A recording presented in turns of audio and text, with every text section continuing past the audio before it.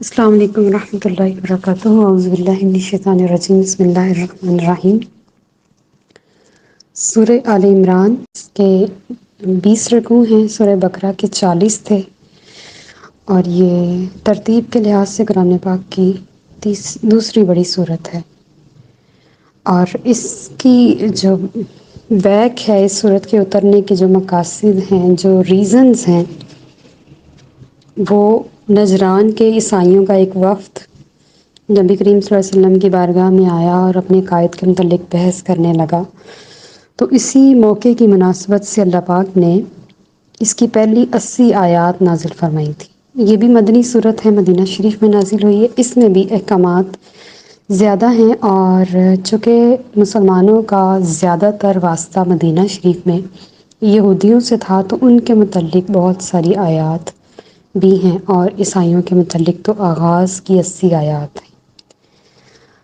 Start کرتے ہیں پہلی آیت کے ساتھ۔ اعوذ باللہ من الشیطان الرجیم بسم اللہ الرحمن الرحیم۔ الف لام میم حروف مقطعات۔ اللہ، اللہ، لا الہ الا ہو، اس کے سوا کوئی عبادت کے لائق نہیں، الحی،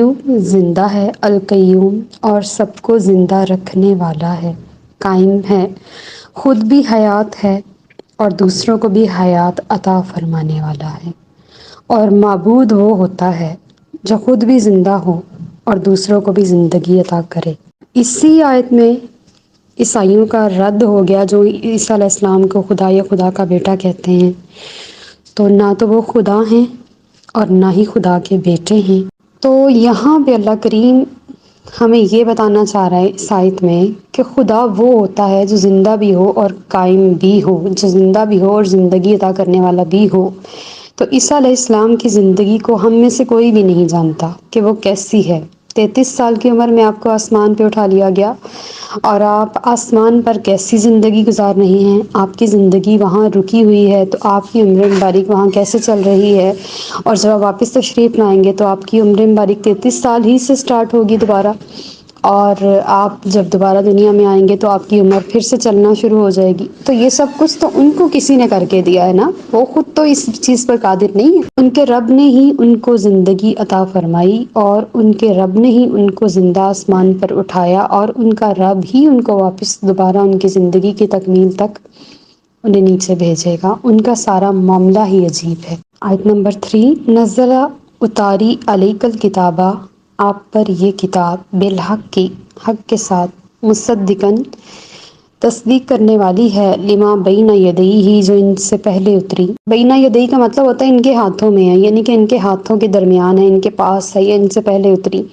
وانزل، اور اتاری، توراۃ، اس نے توریت، والانجیل، اور انجیل۔ اللہ پاک نے ہی یہ قرآن پاک نازل فرمایا، اور حق کے ساتھ۔ حق مینس حق ایسا کہ اس کی کوئی آیت کسی دوسری آیت کو کراس نہیں کرتی، کوئی آیت کسی دوسری آیت کے پیرالل نہیں آتی، اس کو اپوزٹ نہیں کرتی، اس کے مد مقابل نہیں ہے، اس کی نفی نہیں کرتی، بلکہ ہر آیت دوسری آیت کی تائید کرتی ہے، مدد کرتی ہے، اس کی سپورٹ کرتی ہے، اس کی رہنمائی ہی کرتی ہے۔ اس کی ہر آیت دوسری آیت کے ساتھ جڑی ہے، اور اس میں کسی بھی قسم کی غلطی کا، جھوٹ کا، منافقت کا، دروغ گوئی کا، دروغ گوئی ہوتا ہے بات کو بڑھا چڑھا کے پیش کرنا، کمی بیشی کا احتمال نہیں ہے۔ یہ حق کے ساتھ اللہ پاک نے اتاری ہے، اور اس کی ساری آیات حق ہیں، یعنی کہ اس رب کی طرف سے سچی ہیں، کسی نے نہیں گھڑی، کسی کا کلام نہیں ہے، یہ اللہ کا کلام ہے جو زبان مصطفیٰ صلی اللہ علیہ وآلہ وسلم سے ہمیں پہنچا ہے، اور یہ تصدیق کرتی ہے، اوتھینٹک سند لگاتی ہے، یہ اپنی مہر لگاتی ہے کہ ہاں میں تصدیق کر رہی ہوں کہ توریت اور انجیل بھی اسی رب کے کلام ہیں جس رب کا یہ قرآن کلام ہے، جو ان کے ہاتھوں میں پکڑا ہوا ہے، جو ان کے پاس ہے، چاہے اس میں تحریف ہو چکی ہے، چاہے وہ بدل چکی ہیں، اس کی آیات میں بہت زیادہ انہوں نے ورژن بنا لیے ہوئے ہیں، یعنی کہ اللہ پاک نے تو ایک کتاب اتاری تھی، انہوں نے 100 کتنی کتابیں بنا لی ہیں اپنے پاس سے، چیزیں ایڈ کر کر کے، اور اس کو بہت ہی زیادہ ایگزیجریٹ کر دیا، بڑھا چڑھا کے، اور جیسے اللہ پاک نے اس کا حق ادا کرنے کا حکم دیا تھا، حق ادا کرنے کے بجائے اس کو ناحق کر دیا، اس کو باطل بنا دیا۔ لیکن قرآن پاک کی حفاظت کا ذمہ اللہ کریم نے خود اٹھایا، اور یہ تا قیامت ایسے ہی رہے گی، یہاں تک کہ قیامت کے آنے میں 40 سال رہ جائے اور اللہ پاک اس کو آسمان کی طرف اٹھا لے، قرآن پاک کے صفحے سفید ہو جائیں، اور اس وقت حافظ اپنے سینوں میں جتنا موجود ہوگا اس سے پڑھا کریں گے اس کتاب کو۔ لیکن دنیا میں کسی بھی جگہ پر قرآن پاک کی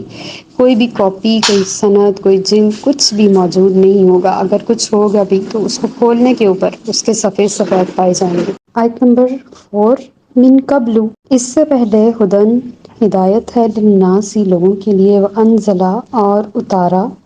الفرقان، فرقان کو، ان الذین، بے شک وہ لوگ، کفروا، جنہوں نے کفر کیا، بآیات اللہ، اللہ کی آیتوں کے ساتھ، لہم، ان کے لیے، عذاب شدید، سخت عذاب ہے، واللہ، اور اللہ تعالی، عزیز، غالب ہے، ذو انتقام، بدلہ لینے والا۔ من قبل، یعنی کہ اس سے پہلے اللہ پاک نے ہدایت کے لیے فرقان اتارا۔ یہ فرقان کیا تھا؟ فرق کرنے والی،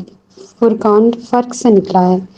کہ اللہ پاک نے قرآن پاک اتارنے سے پہلے فرقان اتارا۔ فرقان یعنی کہ کریم آقا صلی اللہ علیہ وسلم کی ذات مبارکہ بھی ہے بعض کے نزدیک، اور بہترین قول جو ہے وہ امام ابن جریر کا ہے، کہ حق و باطل میں تمیز کرنے والی قوت اور وہ معجزات جو نبی کریم صلی اللہ علیہ وسلم کے ساتھ دنیا میں تشریف لائے، جو آپ کی ذات مبارکہ سے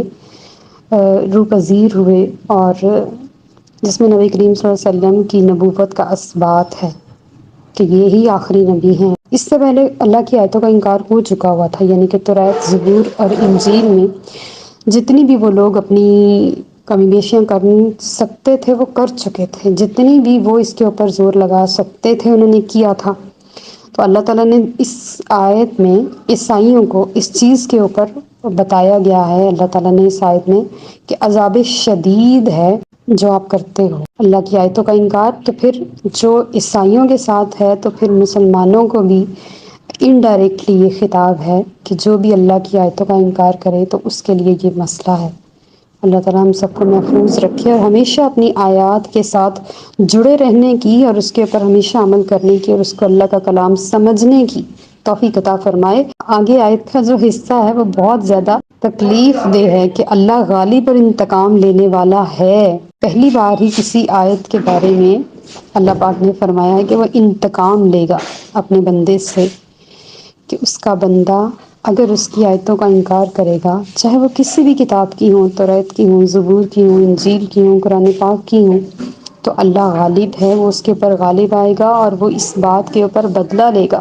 اپنے بندے سے کل قیامت کے دن، کیونکہ الٹیمیٹلی جانا تو اسی کے پاس ہے۔